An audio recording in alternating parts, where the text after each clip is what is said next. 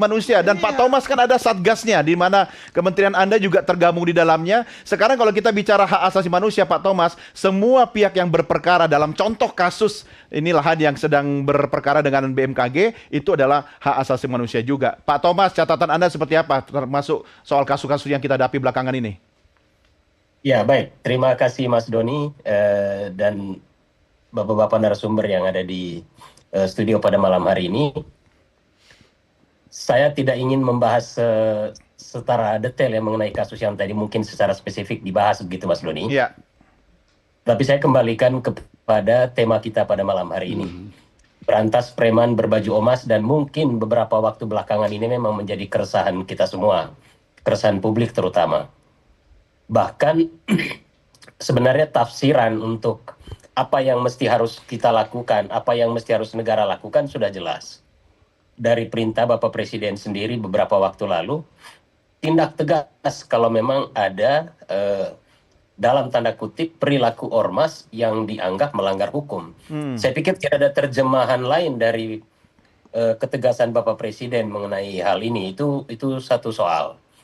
Lalu yang kedua, kalau tadi ditanyakan, apa yang terjadi belakangan ini sebenarnya menjadi efek dari apa yang selama ini mungkin dianggap pembiaran.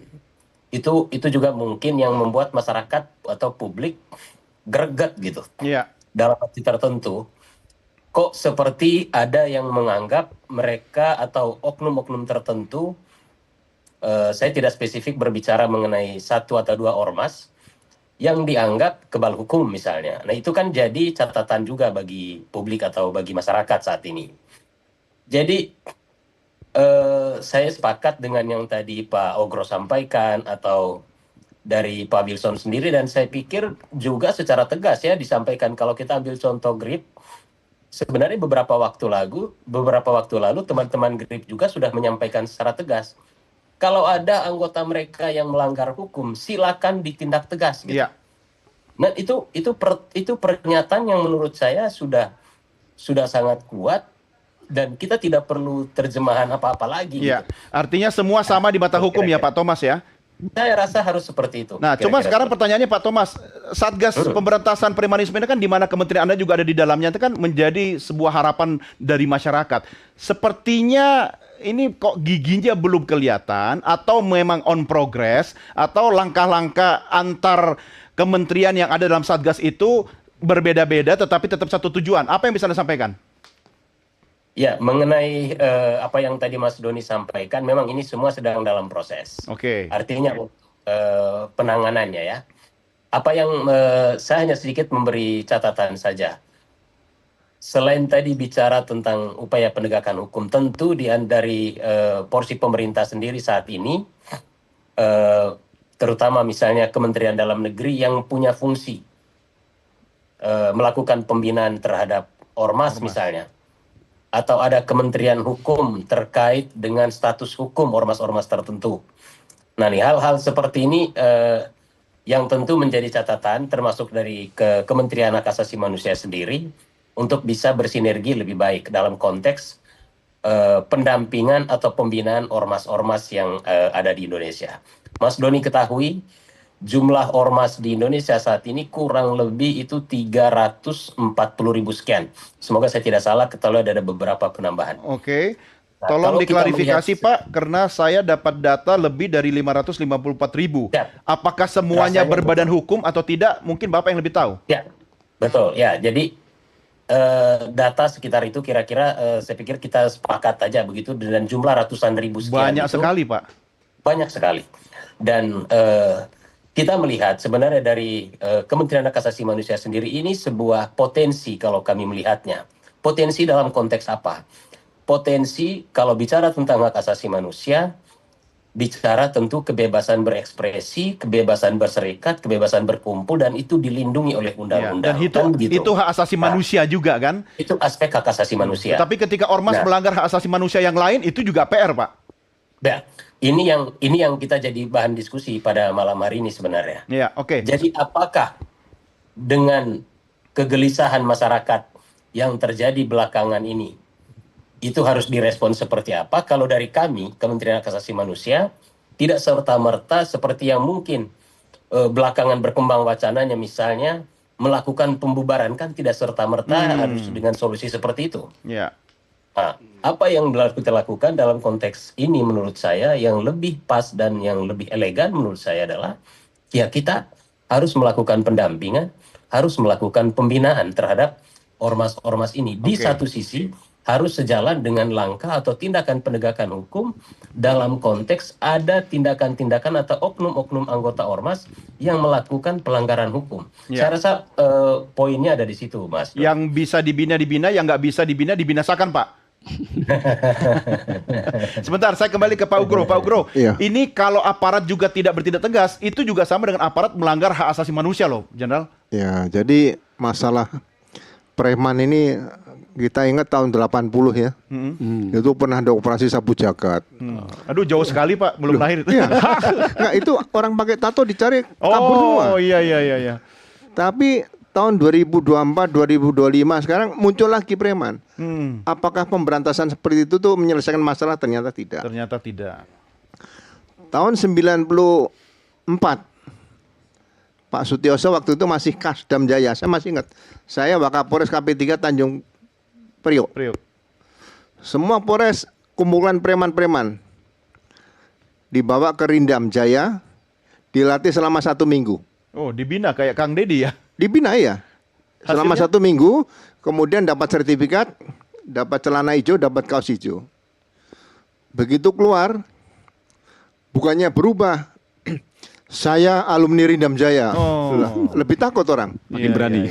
Nah, jadi Makin galak dia. iya, karena dia datangnya ke tempat-tempat yang dia tagih itu kira-kira pakai celana hijau sama Iya. kaos hijau. Iya. Ya kan? Jadi menurut saya tadi ada kata-kata perlindungan dan pembinaan. Saya akan mengambil tugas pokok Polri. Tugas pokok Polri kita kembali ke pasal 3 Undang-Undang Kepolisian nomor 2 tahun 2002.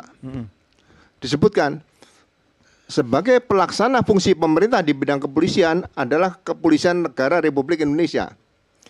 Dalam melaksanakan tugas, Polri dibantu oleh Kepolisian Khusus.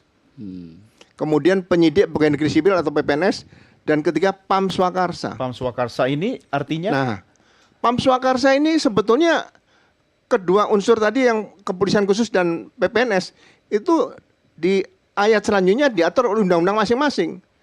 Yang dua sudah ada undang-undangnya, undang-undang kementerian. Tapi bentuk Pam Swakarsa tidak ada. Ormas bisa masuk situ? Nah, ini kalau dibuat undang-undang Pam Swakarsa dalam bentuk industri security, kesatpaman. Iya. Semua ormas-ormas tadi, ya kan, yang memang kaitannya pasti lapangan pekerjaan, Iya.